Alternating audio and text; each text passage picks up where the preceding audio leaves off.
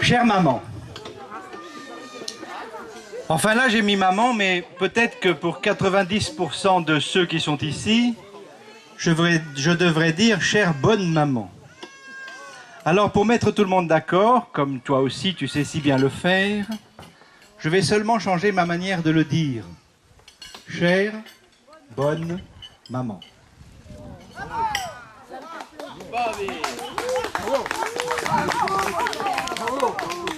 Impossible de commencer sans avoir d'abord une pensée pour papa. Oui maman, tu as bien fait d'organiser cette fête. Tu peux être sûr que lui qui ne manquait pas une occasion d'organiser un rassemblement familial aurait aimé organiser celui-là. Et pour nous aider à être ici à Montpigné, sans lui mais avec lui, je vais te dire une petite phrase qui n'est pas de moi et que j'ai un peu modifiée pour qu'elle nous aille bien. Il y a aujourd'hui dans le ciel et sur les arbres de Montpigné une lumière si tendre qu'elle semble s'adresser à papa plus qu'à nous, à moins que ce soit lui qui nous l'envoie comme on écrit une lettre rassurante à sa famille pour un jour de fête. Voilà, il est arrivé ce jour, ce moment d'exception. Aujourd'hui, c'est un jour d'amour. Il y a comme ça quelques jours dans nos vies où on a du soleil partout. Il y en a peu.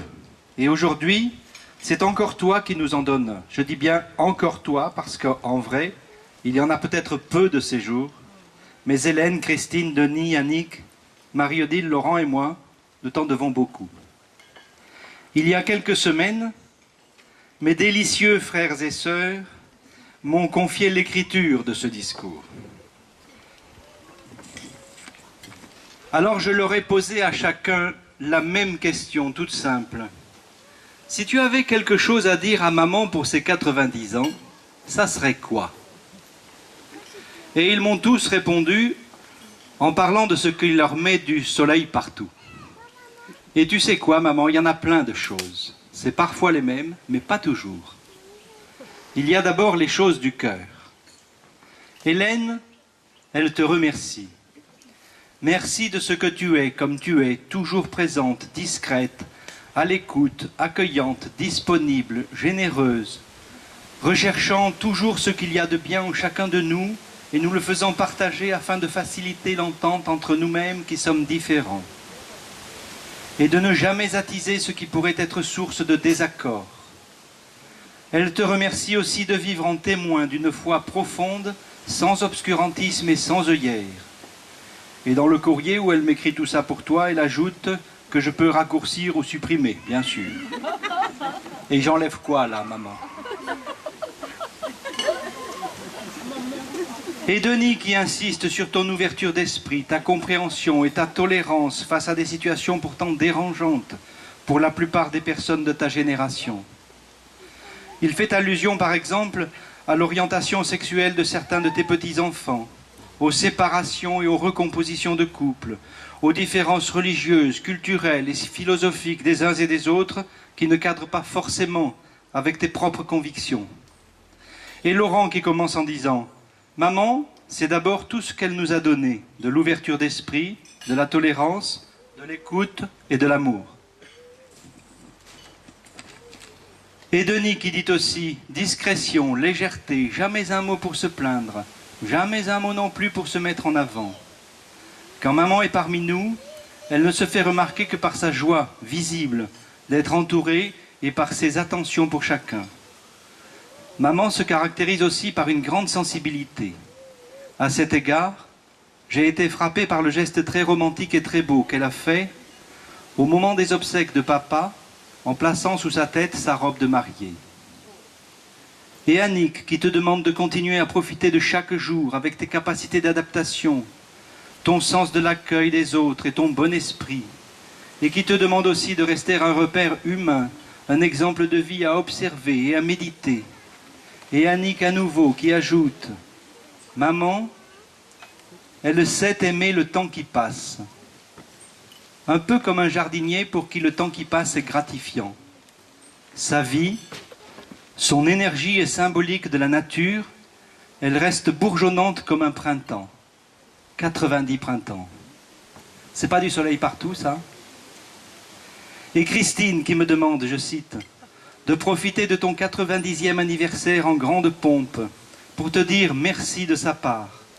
Merci pour elle, en particulier lorsque vous vous promenez sur le chemin plat qui va vers Ramières et que chaque fois, au retour, tu lui fais remarquer que la côte est de plus en plus dure et qu'avant tu ne savais pas qu'elle existait et que vous en profitez en reprenant votre respiration pour considérer chaque tronc d'arbre ou feuille ou plante ou fleur et que cette promenade est toujours aussi agréable. Et Christine encore qui te remercie de plein d'autres bons moments. L'acharnement sur quelques mots croisés récalcitrants et le réconfort qu'apporte une bonne tasse de thé. Merci aussi, te dit-elle, pour tes attentions toujours renouvelées, fleurs dans la chambre, bon petit plat parmi ses préférés, et puis un truc rigolo. Le résumé du film policier de l'après-midi. Tu t'endors au début, tu te réveilles à la fin et tu dis « Je ne sais pas qui a tué qui, ni pourquoi, mais qu'est-ce que j'ai bien dormi ?» Et maman aussi, moi, j'ai quelques mots pour toi. Pour moi, ce qui te définit le mieux, c'est ta détermination. Tu sais ce que tu veux, tu sais ce que tu ne veux pas, tu sais dire oui, tu sais dire non, et en maîtresse diplomate, tu nous aides et tu nous guides et tu nous conseilles. Tout est basé sur la confiance. Et tu donnes.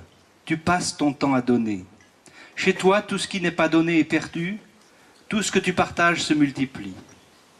Et puis Marie-Odile, il y a de la sagesse chez maman. Une sagesse qu'elle partage très bien parce qu'elle aime la partager.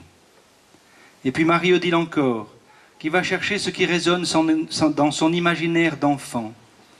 Les mots Brest, Bretagne, Finistère, Crachin. Et que tu as rendu trop heureuse en marchant avec elle sur les pas de ton enfance et de ta jeunesse. C'était en mai 2006, sur la côte du Finistère, le vent était violent. Tu le trouvais plus doux que le vent d'Autan. Et puisqu'on est dans les voyages, je voudrais te dire aussi le plaisir que j'ai eu à voyager avec toi dans ce même pays l'année d'après. J'étais ton chauffeur et ton porteur de valises, et tu étais mon guide dans ta Normandie que je n'avais jamais vue. Nos étapes étaient bien organisées. Annick et Yves à Vichy, Laurent et Marie-Claire à Orléans, Claude Privat au Havre, Laurent et Marie-Claire à Orléans, et un dernier dîner dans un délicieux restaurant de Lautrec, histoire de remercier le chauffeur. Tu crois que tu rêves. Eh bien non, maman, c'est juste comme dans un rêve. Une étape au restaurant, c'est bien la preuve que nous n'avons pas été nourris seulement de paroles et de bonnes pensées. Il y a aussi les soleils de la cuisine. Là, les bons souvenirs d'Hélène, de Christine, de Denis, d'Annick, de Marie-Odile, de Laurent et les miens s'entrechoquent. Cette grande cuisine pleine de placards pour se cacher, de placards à assiettes, à farine, à sucre en poudre, à poubelle, à confiture. Et cette chaudière à charbon que tu allumais tous les matins d'hiver. Tu y tenais au chaud ta cuisine mijotée, mais aussi et surtout, saint parmi les saints, ton thé. Et ce 4 heures, avec ton livre, adossé sur la boîte à sucre ouvert, que tu dévorais des yeux en même temps que tes tartines de Cantal. Les croissants, le pot-au-feu et les petits gâteaux du dimanche, la morue du vendredi saint, on n'aimait pas. Les croque-monsieur, uniques au monde à la biscotte et recouverts de béchamel. Le lapin à la moutarde, la soupe à l'oignon et au reste de pain, la miassine, le bouillon et le chocolat des réveillons de Noël et de Pâques servis dans la chocolatière que tu n'utilises que 2 fois par an. Il n'y avait jamais de reste jeté. Alors par exemple, une recette exceptionnelle de hors-d'œuvre, tartine de pain rassis, plus beurre, plus gruyère râpée ou kerling ou crème d'anchois. Mais là, je recommande le livre unique de Denis, La cuisine de maman, qui est maintenant mon seul ou à peu près livre de cuisine.